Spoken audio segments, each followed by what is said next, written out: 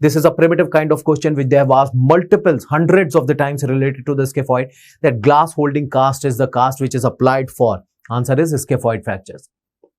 And for displaced fractures, if the fracture is displaced, then what you have to do is reduction. You have to open the fracture site, you have to reduce it, and then you place a Herbert screw. You see, a screw which is used for the reduction as well as fixation of scaphoid fracture is a Herbert screw. Although Herbert is the name which you already heard in case of proximal radial fracture, radial head fractures, but highly unlikely the examiner is not going to ask you about this Herbert screw. But displaced fractures of the scaphoid are managed by open reduction internal fixation. Undisplaced fractures of the scaphoid are managed by scaphoid cast, which is again a below elbow cast. That means elbow is not immobilized in this scaphoid cast. So hope everything is clear related to this very important topic, that is scaphoid fracture. And if you go back to the question, now everything is clear related to that question, because every time you see a question related to scaphoid, the two possibilities are, one, they will ask about the management, that means glass holding cast.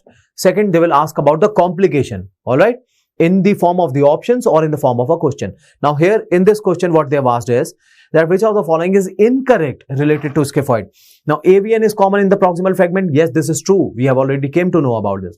Persistent anatomical box tenderness, anatomical box or anatomical snuff box tenderness is highly suggestive of the fracture. This is also true. Third one, malunion is a common complication. No, it is non-union which is a commoner complication. And finally, immediate X-ray. Yes, you know, majority of the time what happens, because the fracture is not revealed on the X-ray, it might be missed. That is the reason why persistent anatomical snuff box tenderness comes into play. Imagine for the first time the patient comes to you, you got the X-rays done, it was misdiagnosed. So you say that, you see, there is no fracture, just wait and watch for some duration of time. The patient comes back to you after 2 weeks and is having pain as well as tenderness at the same region. Then there is a high possibility that the patient could be suffering from this scaphoid fracture. All right. So hopefully this question, sample question, is also clear. Hundreds of the questions have been asked just by replacing the same options, but just by changing the languages of the same options. They will put these options in the question or reciprocate the question accordingly. All right. Two things you need to remember about scaphoid fracture. One, management, and the second one is the complications. Don't waste your time in understanding about the shape, about the DIA side deformity, about the mode of injury, the mechanism of injury, and about the Herbert screw, what is open reduction, what is the approach. Don't waste your time in discussing all these facts. All right. Now, as I already talked about that, you know, there are several eponymous fractures, that means named fractures in the upper limb, and one of the eponymous fracture is Bennett fracture dislocation. Now, it needs some of the explanation, because what is Bennett fracture dislocation is needed to be explained. The heading is Bennett. Now, what it is intra-articular fracture of base of first metacarpal. It is intra-articular fracture base of the first metacarpal. Just try to understand. Imagine this is a first metacarpal. This is the head, this is neck, and this is base. All right. If you are talking about the fracture over here, this is intra-articular fracture base of the first metacarpal. This is what is Bennett fracture. But you know, this Bennett fracture is not only fracture. It is written Bennett fracture dislocation. Now, what will happen that once there is a fracture over here, then the muscle which is attached to this fragment, the name of the muscle which is attached to this entire metacarpal shaft is abductor pollicis longus. This muscle is having a pull effect on this entire metacarpal, as a result of which after this fracture what will happen, that the entire metacarpal will be dislocated. The entire metacarpal will be dislocated. Only the original, only this small chunk or a piece of the bone will retain its original position. Rest entire metacarpal is dislocated under the influence of this muscle, that is abductor pollicis longus muscle. That is why it is called by the name of Bennett fracture dislocation. It is not just Bennett fracture. And that is the reason why the treatment of Bennett fracture dislocation is achieved by open reduction internal fixation or closed reduction internal fixation. That means internal fixation is important. Alright. That means you reduce the fragment. After reducing the fragment, you put the K wires or you put a screw, interfragmentary screw, in order to hold them into position. So reduction and internal fixation is the management for Bennett fracture dislocation. Now, the next fracture that you have written apart from Bennett is Rolando fracture. Now, what is happening in Rolando fracture dislocation? Rolando fracture.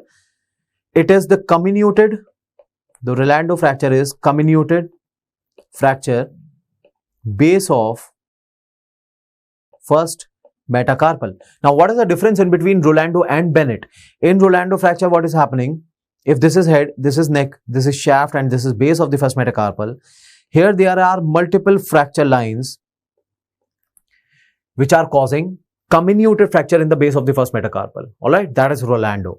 And there, in case of Bennett, there was a single fracture line. It was intra-articular, but it was also associated with the dislocation of the entire metacarpal. So, hope you have understood the difference in between Rolando and Bennett fracture. Next is Schaffer's fracture. As I told you, it is the fracture of the radial styloid. It is the fracture of radial styloid. Alright. Then we have Boxer's fracture. It is the fracture neck of fifth metacarpal. You know, this is fifth metacarpal. If there is a fracture neck of fifth metacarpal, because of the punching effect, it is called by the name of Boxer's fracture. Now, one more fracture that you can add is Torus fracture. Now, what is Torus fracture? It is unicortical fracture of distal radius. And again, this, unicortical fracture can only happen in case of children more commonly. It is a fracture in case of children. You see, if the patient comes to you, like this is the lateral aspect of the distal end of the radius being visible, and if you are having only the dorsal surface, that means dorsal cortex is fractured, then it would be called as Torus fracture. That means unicortical fracture of the distal end of the radius is called by the name of Torus fracture. So with this, we have completed the eponymous fractures also, as it is not very difficult to understand the management also. Like in case of Schaffer's fracture, if at all required, it has to be reduced and fixed.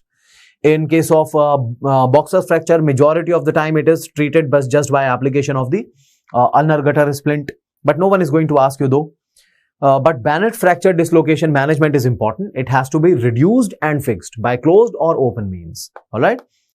Next, just in the question itself, you are having the answer. What is gamekeeper thumb? But what are the eponyms which are given to this gamekeeper? It is also called by the name of Square thumb. Now, first of all, just try to understand the mechanism of injury.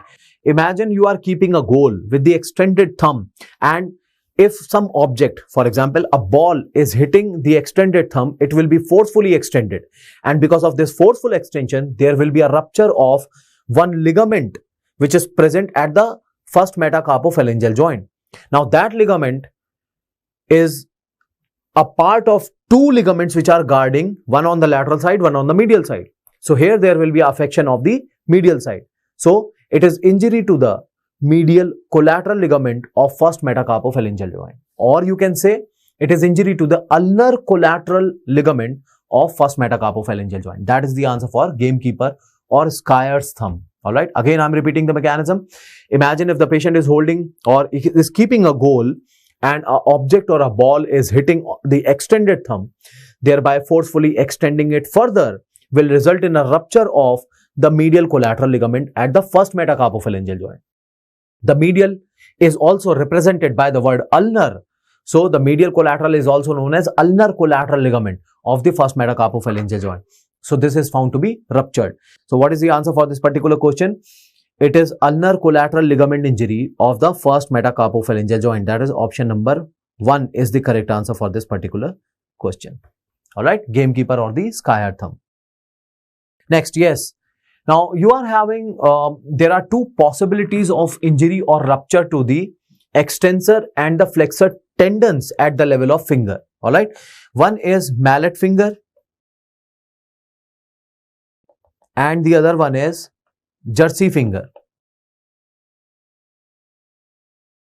You see what is mallet finger? Mallet finger is, every time you see the patient of a mallet finger is that the finger is kept flexed like this. The distal interphalangeal joint of the finger is flexed.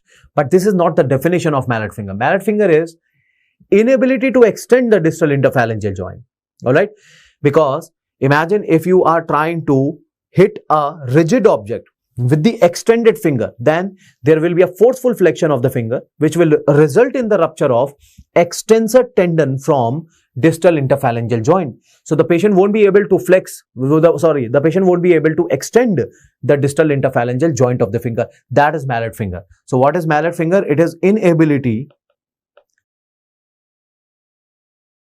to extend the distal interphalangeal joint. That is what known as mallet finger. On the opposite hand, there is one condition which is known as jersey finger, which is exactly opposite to what we have seen in mallet finger. Now, in jersey finger, what happens? The patient is not able to flex the distal interphalangeal joint because of rupture of the flexor tendon from the distal phalanx or the distal interphalangeal joint. So, what is jersey finger? It is inability to flex the distal interphalangeal joint of the finger. Alright? So that is the difference in between the two. Remember, mallet finger is not the flexion of distal interphalangeal joint. No, it is inability to extend the DIP. Similarly, jersey finger is not the extension of DIP. It is inability to flex the DIP for that finger. Alright? Because of the rupture of extensor and flexor tendons from the distal phalanx respectively. That is the correct answer for individual questions. Mallet finger as well as jersey finger. I will show you a splint also in the separate topic where we are going to have a discussion on how these mallet and mallet finger splint looks like and how it is responsible for keeping or holding the finger in extension. Alright. Now this is already we have discussed. It is gamekeeper or the square thumb, where there will be a rupture of ulnar collateral ligament from the first metacarpophalangeal joint. Alright, when it is forcefully extended, there will be a rupture of the first metacarpophalangeal joint, that is ulnar collateral ligament. So this is all what we have talked about in the upper limb trauma. Hopefully you have understood everything related to, and hopefully it might help you in marking the correct answer just after understanding the entire topic in slightest of the possible details.